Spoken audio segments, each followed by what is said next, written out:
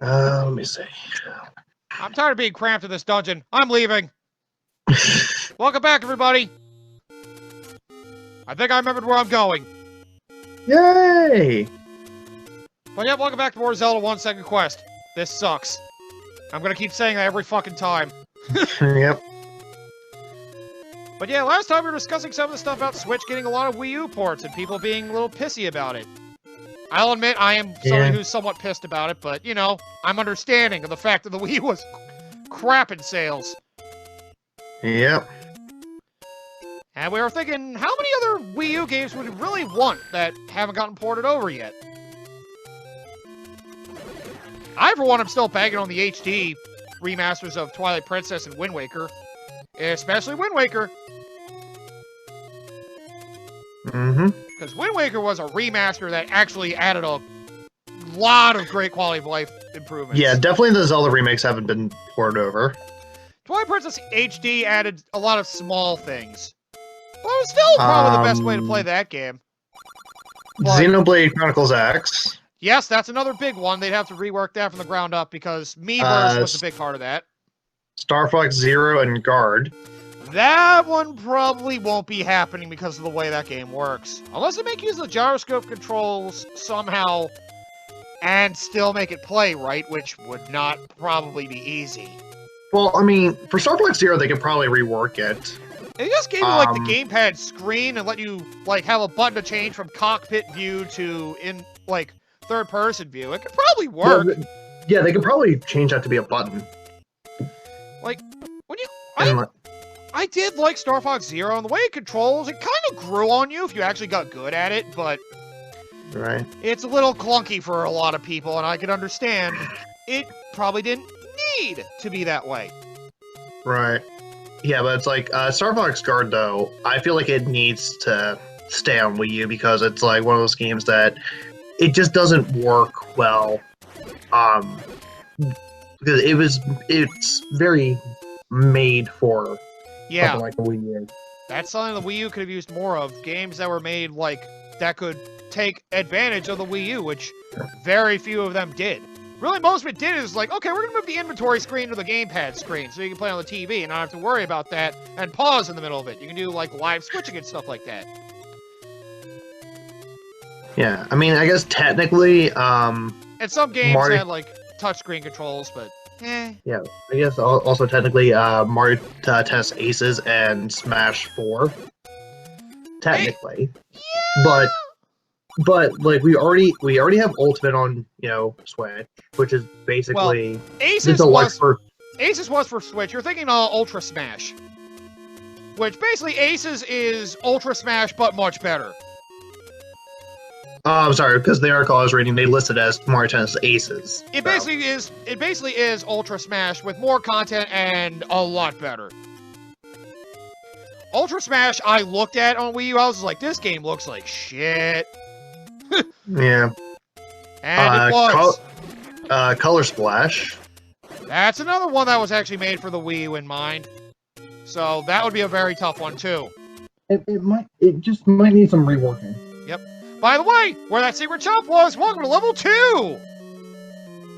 We got Gyptos already. They just want a hug. Yes, they love their hugs. So throw a boomerang at them and stab them. I'll hug you with my sword. You like it, ladies? Guess technically Woolly World, but it does have a 3DS port. Yeah. And the Switch does have Crafted World, which a lot of people say those games be kind of similar, though Crafted World's a boring version. Honestly, I'd rather they probably put a port. I'd rather they had it on the Switch instead of the 3DS. Because that's, honestly, I feel is the bigger problem. Is some of the games that were on, like, Wii U or like, Wii, so that... Like Kirby's Epic Yarn, for example. I felt like it would have made more sense to port it over to Switch. Is that, let's put it on the 3DS instead. The one that still confuses me is Epic Yarn. There's a 3DS version for that out of fucking nowhere. Yeah. It was like, what the fuck? Yeah. They made co-op a lot harder, or they might have gotten rid of it altogether. I don't remember. Yeah. And they added an easy mode. Or no, they added a hard mode, I think. Rainbow Curse. That's another one that... It's one of those games that you would only be able to do handheld if they wanted to take advantage of that, because touchscreen. Right. It builds off of the DS entry Canvas Curse, which was almost all touchscreen controlled. Right. I really did like Canvas Curse, though. I still need to finish Rainbow Curse. Yeah. Hey, fucker, have a bomb! Oh, shit! Ah! Okay. That was close. Fatal Frame Maiden of Black Water. Right, people are... Oh, God, Dark Nuts already! Oh, fuck! Ooh, lovely. That's right, they come in Dungeon 2! Mm-hmm. Oh, God, why? Stab their sides and use your bombs wisely. Oh, okay. It was one of those rooms you kill the main one, the rest die. Let's see. Nintendo Land. That's another one that was made very much with the gamepad in mind. Game & Wario, yeah, that too. Yeah, I did like Nintendo Land, though, as, you know, mini-game-esque it was. I did like what it was. I did too. Definitely better than 1-2 Switch. Oh, big time. Then again, I never got 1-2 Switch. I wonder why. Fuck you! 1-2 Switch should have been a fucking pack-in. Yeah. We Fit You, which I don't think we need. Ring Fit Adventure takes over for that, basically. Yeah. Art Academy Atelier? I'm not sure if I pronounced that right. Yeah, something like that. Well, again, touchscreen based. A lot of touchscreen stuff, like a lot of like drawing shit. Yeah. Because a lot of it basically tried to be like a console version of some of the DS stuff that took advantage of the touchscreen. Yeah, Zombie U's not on there. Nope, that got ported to PS4 and Xbox One as just Zombie. Yeah. Okay. Well, I remember they weren't that impressed with it either way. Tank didn't go ported over. Yeah, that was a... Right, that was a game that eventually went free to play. Right. Yeah. Unless you wanted to do the story mode. Yep. Which, that did take good advantage. Like, it was nice to have the games that took advantage of, like, having the touchscreen, having the gamepad be a separate screen from the others for, like, split screen play, quote-unquote. I guess you could argue Splatoon 1 as well, but, well, come on, we have Splatoon 2 for that. Mm-hmm. Surprised Splatoon 1 didn't come up on your list. Oh yeah, it was Splatoon 1, I forgot about that. Well, then again, because of Splatoon 2, it yeah, it was basically, here's Splatoon for Switch, but we improved a lot of things. Yeah, which is, again, the same thing like Smash Ultimate is basically, hey, like, here's Smash 4 again, but better. Yeah. Missing some modes to get it replaced by a little bit of a generic Spirits thing. Which I do like the Spirits thing, I just don't like how Spirits, like, took over, like, everything in Smash Ultimate. Yeah. I kind of wish there wasn't so much emphasis on the Spirits. That's a personal gripe I have, but... You know, other than the overabundance of having to do everything, like, making it all Spirit-related. The core game is still really fun. Oh, how could we forget this one? Wii Sports Club! Oh, yeah! The weird subscription version of Wii Sports. I forgot about that one. Oh, boy. That was a weird choice. No, the NES remake stuff. The NES remakes? Yeah, or remix. Oh, yeah! Well, they did kind of do Ultimate for 3DS, so...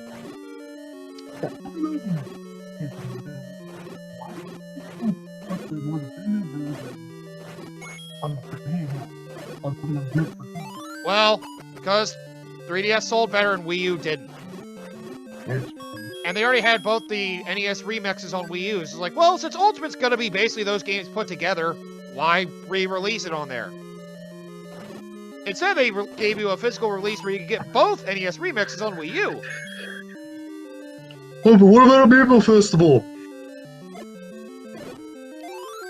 I'm sorry, what game are you talking about?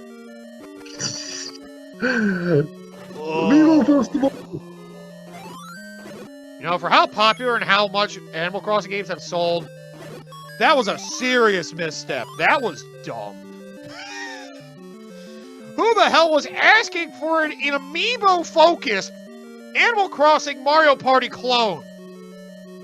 It wasn't even like a Mario Party clone. It was more like a freaking... It was like a crappy board game. Mm-hmm. Like, if it weren't for all the amiibo card bullshit, it could have actually been somewhat decent. But one of those things I've had to need a bunch of little peripheral toy things to be able to get the most use out of the game. Yeah, because when I was looking at this article that I'm looking at, the from Nintendo Life, they broke down like all the games that at the time of writing it, obviously. Right. I had Nintendo Life. They're really good. Were at games that were games that were on the Wii U that haven't come to Switch yet, so or that could potentially be Switch ported. Yeah. There's also Mario Party 10 and Wii Party U. Now, like they did update it because this was before the announcement of Pikmin 3 Deluxe and the 3D World remake. Right. Or port, rather. So yeah, they go over Xenoblade Chronicles X, and they say and they rank like how likely they think the probability of the Switch port will be out of 10. They said for Xenoblade Chronicles X, they say 6 out of 10 for that. It sounds like it's something Monolith wanted to do as well, but they're also busy helping with Breath of the Wild stuff, so... Yes, they are. For Star Fox Zero, they say 4.9. Because of the way it was implemented, it'd be pretty hard to port over to Switch seamlessly. Well, the reasoning here says that from Nintendo's perspective, we're not convinced the company sees sufficient appetite for another Star Fox game, and heavy years from the Mario and Zelda series on this list would surely be ahead of Star Fox Zero in the Switch port queue. Not impossible, but certainly improbable. They should just make a new Star Fox game similar to 64 or Assault. People will buy it. Wasn't that basically? Isn't it that like this is basically a remake of Star Fox 64, which in itself was a remake of the original? Basically, yes. I wouldn't say remake so much. I would say retelling. Yeah. It's the same adventure, just, a different game around the same story. For the Wii Sports Club, they say 5 out of 10. I mean, you could use the Joy-Cons for a lot of that stuff, but... It says in a similar package form to its Wii U guys, it's not impossible, although we say these games would more likely to appear as separate value adds to Nintendo Switch Online offering in the vein of Tetris 99. That's actually not a terrible idea. Yeah. Nintendo should do that. Take more advantage of Nintendo Switch Online. God damn it. Yeah. The only real exclusive stuff they frickin' got were a library of NES and SNES games, which I don't see as a great positive since there's no virtual console. Yeah. And, well, Tetris 99 and Mario 35. That's it. Other than some occasional weird offers, like, oh, you can play this game online for free for a while, or, oh, you can, get some special offers, like getting these Game Pass tickets or whatever the fuck they were. Right. It says for NES Remix, because of the online subscriptions, they say it's 3 out of 10, and they just say unlikely. Yeah. That's all they say for the reasoning. Yeah. Oh yeah, here we go! Huh, I'm at a dead end! Oh my god, I went through the wall! Oh. And it's not like it's a bombable wall. No, it's just an invisible wall. Yep! You can walk through some walls!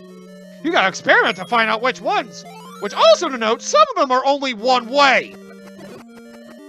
Yeah, which by the way, in case you guys haven't noticed, some of these dungeons, in terms of layout, like if you look at their in-game map... There's letters, yep. The first one was an E and this one's an A. I wonder what they're trying to spell, MJ. Yeah, I wonder. EA Sport. Oh no!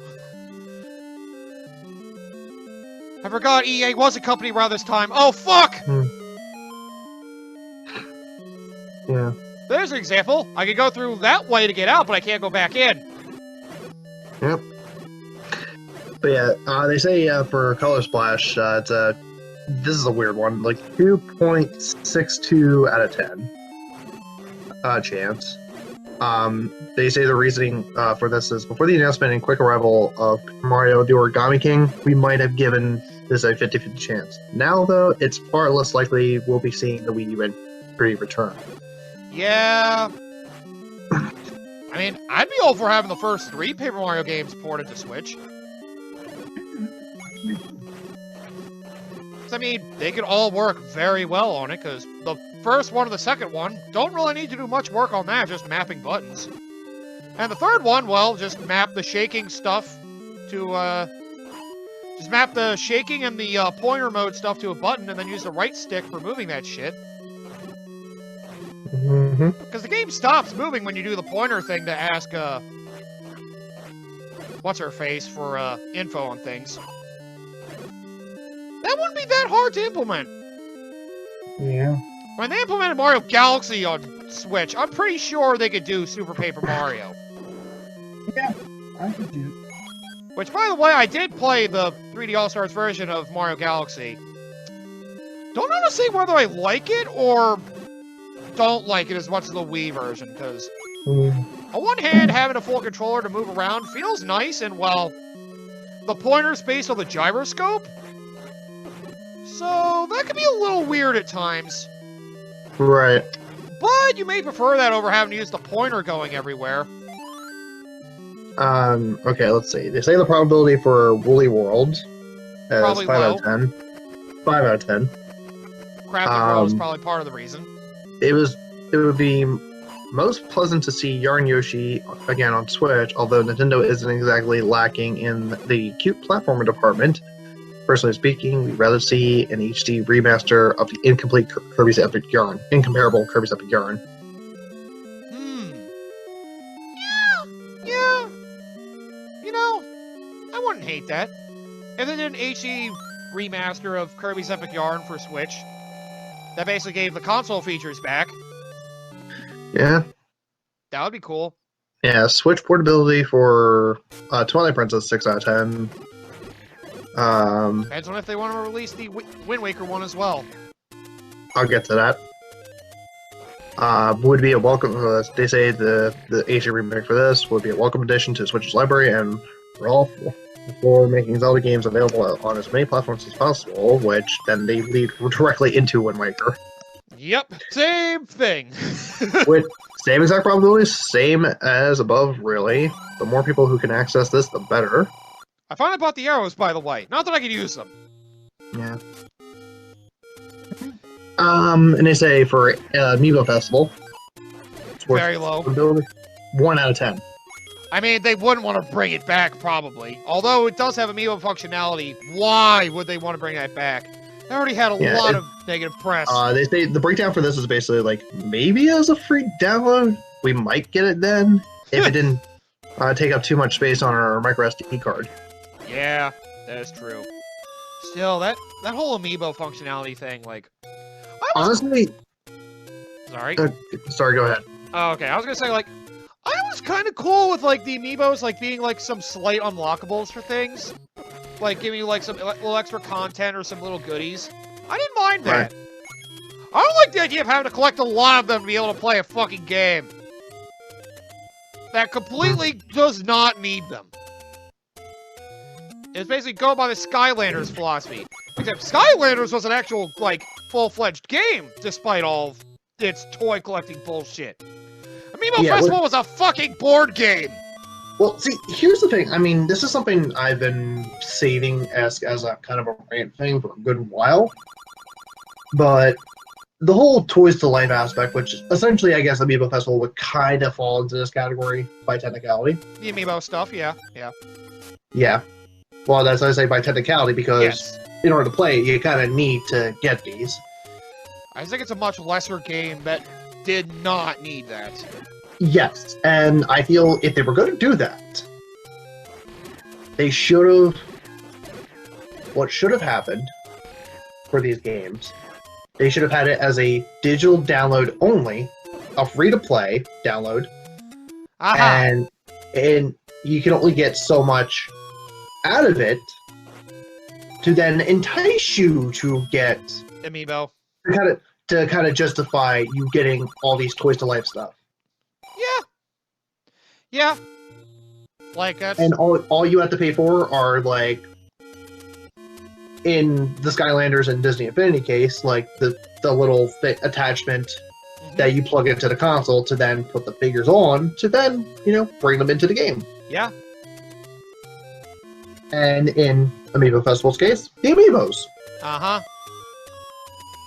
So I feel like that's something that should have happened, where it should have been a free to download game digital on the console, and then to justify, having to go out and get them, they give you a little teaser, allow you to play a certain amount, and then they give you that big whole thing where if you want to continue playing and you're enjoying this, go to your local, game outlet store or whatever the hell you want to call it. Until then, you have a limited version. Okay. Yeah, to then get yourself more of these figures to access more of the game. Yeah. Do that whole. I mean, I'm not one to advocate for that kind of practice. Right. But I'm saying if they were going to do something like that, that's the route I would have taken it if I was in their position. Right. To see the profits grow, get more people interested in the game, and then possibly justify the reasoning for getting the figures in the first place. Okay. Yeah. That's fair. That would definitely fit a free-to-play model a lot better. Exactly. How do you feel about the way it was done in games like Mario Party 10 or Metroid Samus Returns, for example? Because Mario Party 10, you had the amiibo to unlock a whole new mode. Right. Which basically felt like more classic Mario Party, if you're curious. With a very bland board, but the whole amiibo mechanic they had for it was actually kind of interesting, but you had to have amiibo to be able to play it at all. Right. You think that one was probably implemented all right? It didn't feel like a dick move to the consumer? As much? I don't think it was as bad of a dick move. Still a dick move. Don't get me wrong. Yeah, a little bit. But I felt like it could have been worse. Yeah. But, like, maybe it should have just been there like a base version, but allowed you to have an amiibo to be able to expand on the mode instead of just needing it to have the mode in general. Right. Where Samus Returns for 3DS had the, oh, you have to have a certain amiibo to unlock a higher difficulty level. Yeah, that one... That sounds like paid DLC! Yeah, that does. There was a game that did that, but I don't remember what it was called. Or that you had to buy the option to play at a higher difficulty for a certain game. I honestly do forget the name, but I know that's an infamous DLC bit right there. Wait, what was it now? I forget. It was a AAA game. I don't remember what it was. I know it was a third-person action game that there are like two difficulty settings. There was paid DLC you could get to buy a higher difficulty than what was already in the game.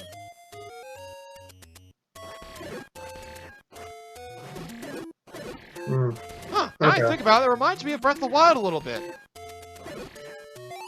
Right. Because Breath of the Wild had that, where one of the things you bought was a harder quest. I mean, it did have a little more to it. It had extra shrines and an extra boss. But I know, Sonic 06, they had, the DLC of Very Hard Mode. That was pay for, wasn't it? Yep. Of course it was. Fuck! Goddamn, it's recorder! Fuck!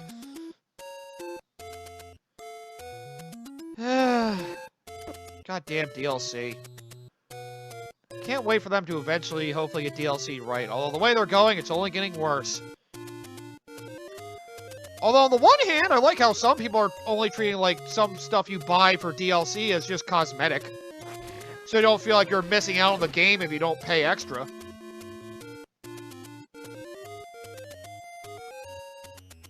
But on the other hand, when you actually buy something, it's like an addition to the game and not so much like a finishing touch to it or some nonsense. Eh. I don't know, I've always been iffy on DLC. Then again, most of them are usually overpriced anyway. Yeah. I mean, see, with DLC, like, that's one of the things that, I mean, it definitely is more convenient to, because, you know, like, back in the old days, like, there was a reason why there were so many versions of Street Fighter 2. Right, they all changed things, added things, yeah, but... Well, exactly. There's no ability to update them or be able to buy content on it to be able to more easily give it to you. Meat. Right.